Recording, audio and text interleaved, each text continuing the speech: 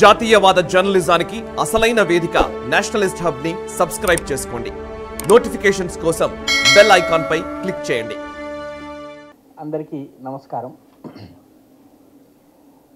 వాస్తవానికి ఒక ఒంటెల బిడారు ఎడారిలో వెళ్తున్నప్పుడు దాని ముందు ఉన్నటువంటి ఒంటె తాడు ఒకటి అలాగా జారుతూ వెళ్తోంది. ఆ తాడుని ఒక ఎలక పట్టుకుని నడిపిస్తోంది. అది అనుకుందట, నేనే ఈ మొత్తం ఒంటెల బిడారిని నడిపిస్తున్నాను అని. అట్లాగా నన్ను అడ్వైజర్ అన్నారు, ఆ ఒంటెల బిడారి ముందున్నటువంటి ఎలక వంటి వాడిని.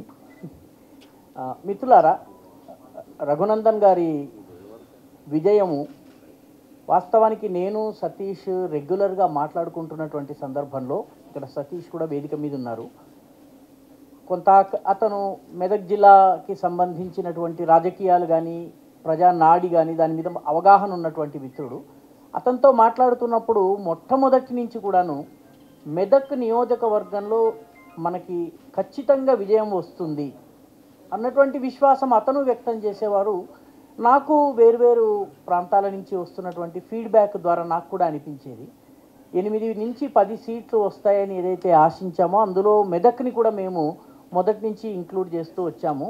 దానికి ప్రధానమైన కారణము భారతీయ జనతా పార్టీ, దాని కార్యకర్తలు, వాళ్ళు చేసినటువంటి పరిశ్రమ, పగలనక రాత్రనక చేసినటువంటి పరిశ్రమ, ప్రజలు ముందుగానే ఈసారి ఒక నిర్ణయం తీసుకోవడం, ఇవన్నీ కారణాలు. కానీ వీటన్నిటితో పాటు రఘునందన్ గారి వ్యక్తిత్వము కూడా ఒక ప్రధానమైనటువంటి ఫ్యాక్టర్. ఎందుకంటే నేను ఆంధ్ర ప్రాంతంలో కూడా బాగా తిరుగుతూ ఉంటాను. ఇప్పుడు ఆంధ్రప్రదేశ్ వేరే రాష్ట్రము. ఆ ప్రాంతంలో తిరుగుతున్నప్పుడు ఎక్కువగా బీజేపీ అభిమానులు కానీ బీజేపీతో సంబంధం లేకపోయినా జాతీయవాదులైనటువంటి వాళ్ళు రఘునందన్ గారి డిబేట్లను మేము తప్పనిసరిగా చూస్తాము. చాలా బాగా సమాధానాలు ఇస్తారు, చాలా గట్టి జవాబు ఇవ్వగలరు, ఫ్యాక్ట్స్ బేస్డ్ ఆన్ ఫ్యాక్ట్స్ మాట్లాడతారని చెప్పి వారిని ప్రశంసిస్తూ ఉండేవారు. నాకు అప్పటికి వారు పార్టీలో మామూలు స్పోక్స్ పర్సన్గా మాత్రమే ఉండేవారు, అప్పటికి ఎమ్మెల్యే కూడా కాదు.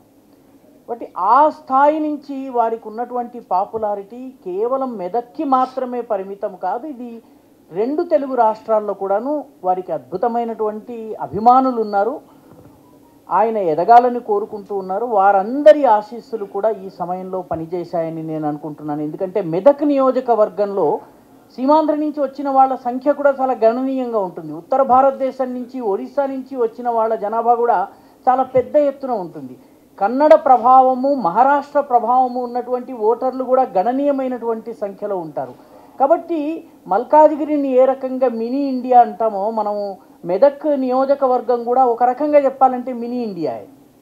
కాబట్టి ఈ మినీ ఇండియాలో అందరి మద్దతుని పొంది విజయం సాధించడం అనేది వారిపైన ఒక పెద్ద బాధ్యత ఉందన్నది మనందరికీ అర్థమవుతున్నది. పార్లమెంటులో సమర్థవంతంగా జాతీయవాదపు వాణిని వినిపించాలి. దానితో పాటు మెదక్ జిల్లా ప్రజలు ఎవరైతే ఎన్నుకున్నారో వాళ్లకు సంబంధించిన సమస్యలను కూడా లేవనెత్తవలసి ఉంటుంది. ఖచ్చితంగా వారు లేవనెత్తుతారు, ఎందుకంటే అసెంబ్లీలో వారి పర్ఫార్మెన్స్ నేను చూశాను. కాబట్టి ఇవన్నీ రానున్న రోజుల్లో వారు ఈ జాతీయవాదాన్ని బలపరిచేటటువంటి పనిలో మరింత ఉన్నతమైనటువంటి బాధ్యతల్ని చేపడతారని, నేను పదవులు అన్న పదం వాడడం లేదు, బాధ్యతల్ని చేపడతారని, తద్వారా జాతికి వారి వల్ల అద్భుతమైనటువంటి సేవ జరుగుతుందని నేను ఆశిస్తున్నాను.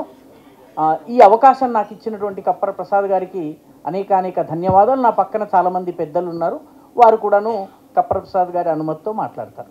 ఈ వీడియో మీకు నచ్చినట్టయితే లైక్ చేయండి, 10 మందికి షేర్ చేయండి. అలాగే కామెంట్ల రూపంలో మీ అభిప్రాయాలను మాతో పంచుకోండి. Nationalist hub group of channels ను సబ్స్క్రైబ్ చేసుకుని తెలుగునాట జాతీయవాద జర్నలిజాన్ని ప్రోత్సహించండి. ఈ వీడియో కింద ఉన్న బెల్ ఐకాన్ పై క్లిక్ చేయడం మర్చిపోవద్దు.